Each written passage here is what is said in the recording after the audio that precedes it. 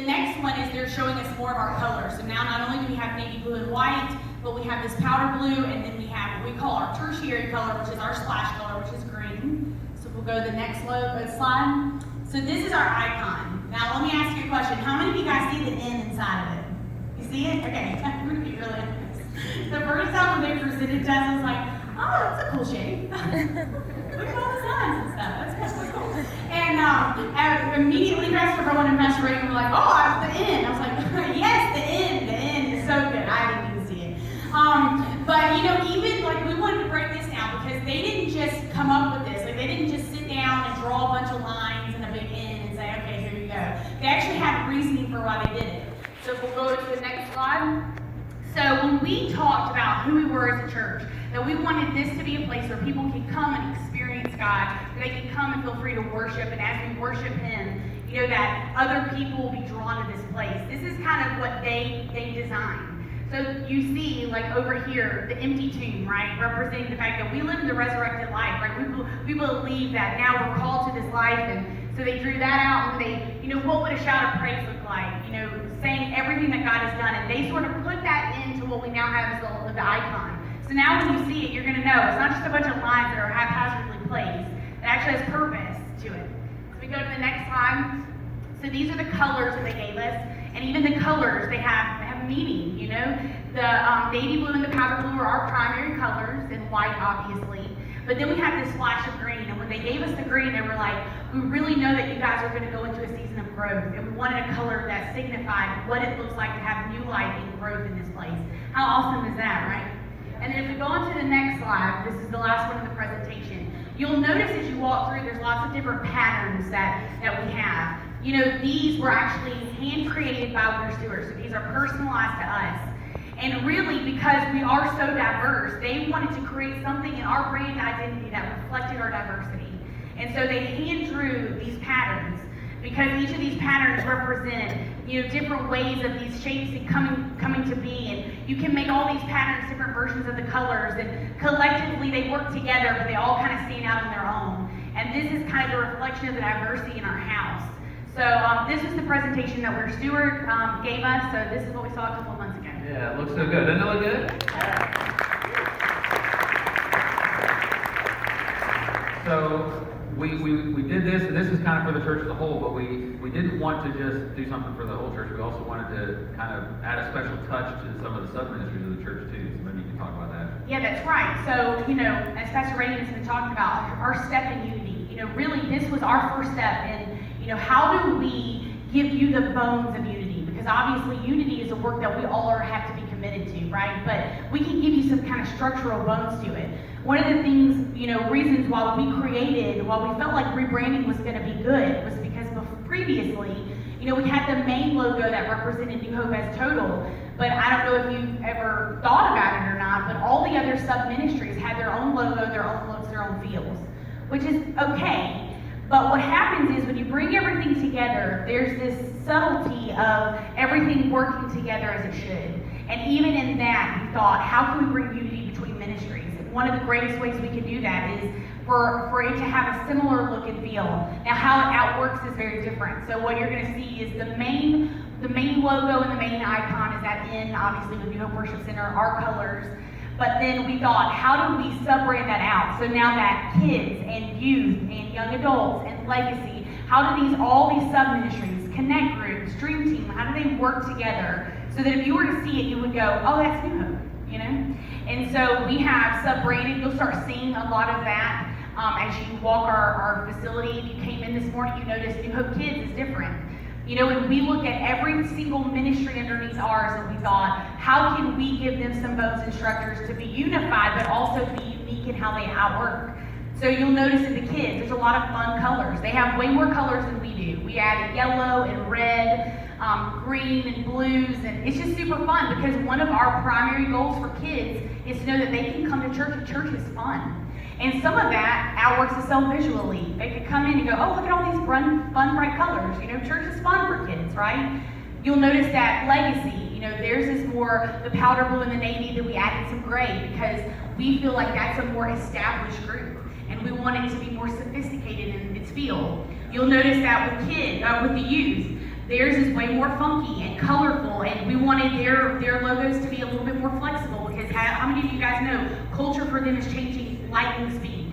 So what's popular today will not be popular in 2 weeks, and how do we create a brand that can transition with them as well? And so you'll notice, though, the icon is in every single sub-branding that we've done, because that's the tie-in for everything. So you'll start noticing some of that. So good. Yeah.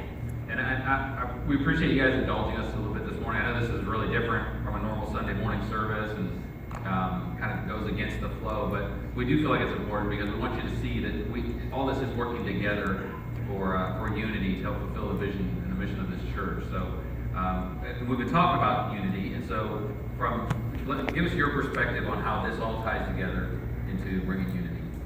Yeah, so, I've been thinking about this question, and I kept thinking about, in Ephesians, Paul's addressing the church of Ephesians, right? And the subheading, if you read your Bible, it will talk about unity and maturity in the body.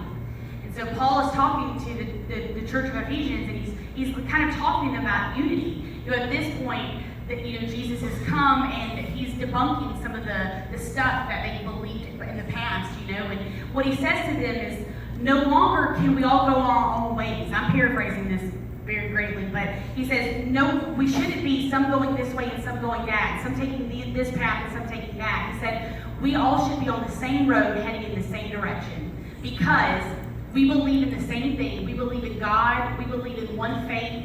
We believe in all these things. And so because we believe in all of these things together, in humility and love, we should come together and serve one another so that we are, in the Message version, I love this translation, so that we are permeated with oneness.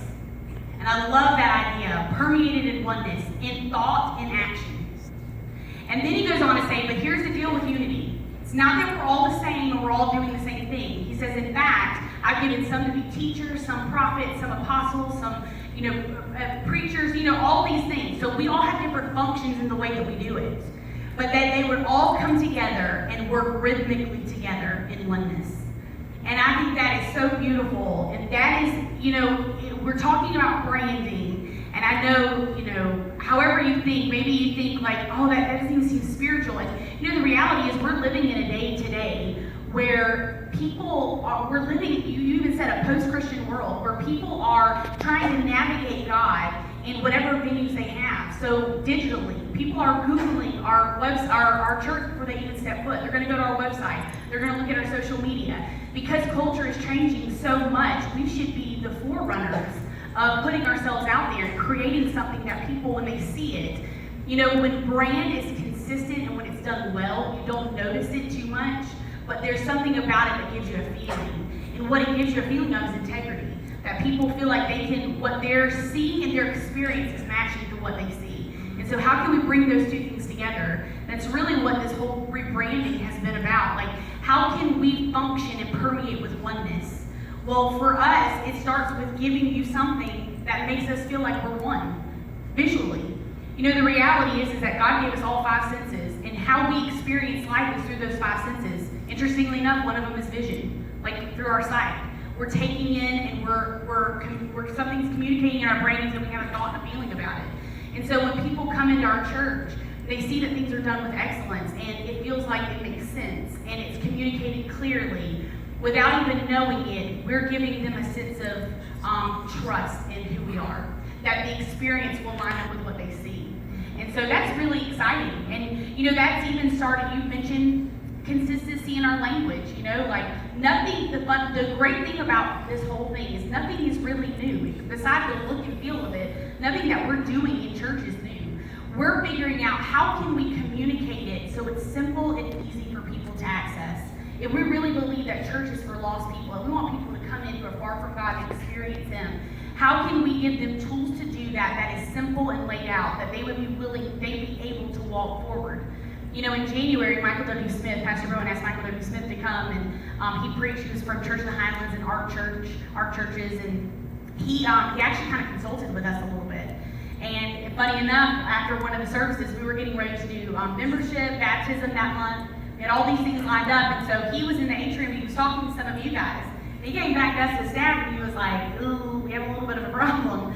I asked several people, like, "Okay, baptism is coming up. How would I do that?" straightforward answer of how you would sign up and how you would do that, which led us to feel like there's a problem with our process. Maybe we're not making things really clear and easy. It should be clear and easy for people, right? Next steps, if we're going to really push next steps, that everybody's on a continuum and everybody needs to be taking their next step, it's our job to make sure that a next step is easy and simple to figure out.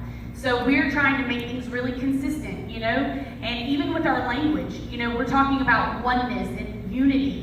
We talk about Dream Team. Dream Team operates in, you'll see the tagline, it's one team, many parts. So it's one team together that functions in many different ways.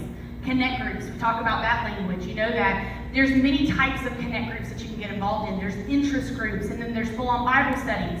They all function in different ways, but they're all connect groups because the goal is to connect you to God and to each other. And so we're trying to just bring consistency around that language and make it really simple and easy.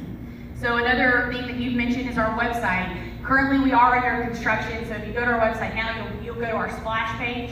But eventually that page in the next 10 to 15 days, our website will be new and fresh because we figured, maybe our website should be work in unity with us. And then if we tell people they should sign up to join the church or sign up for water baptism, wouldn't it be great if we could send them all to one place where they could do it online?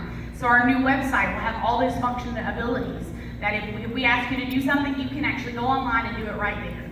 So we're trying to just make things easy for people to experience God. If that's our goal, then whatever we do that becomes a distraction isn't good. And sometimes lack of communication, lack of clarity can be distractions for people actually taking that next step. So that's kind of been what we've been looking at as a staff. And I think what's been really exciting about the rebranding. Yeah. And all of this has been designed to cultivate unity within our church. And so we hope you guys see that. We hope that the message has come across. Obviously, there's going to be, this is something we're launching today, but it's something that's going to be before you for weeks and months and years to follow. So we hope that you'll be on board with that too. I do appreciate you indulging us this morning. Like I said, I know this was a little different service, but we believe wholeheartedly in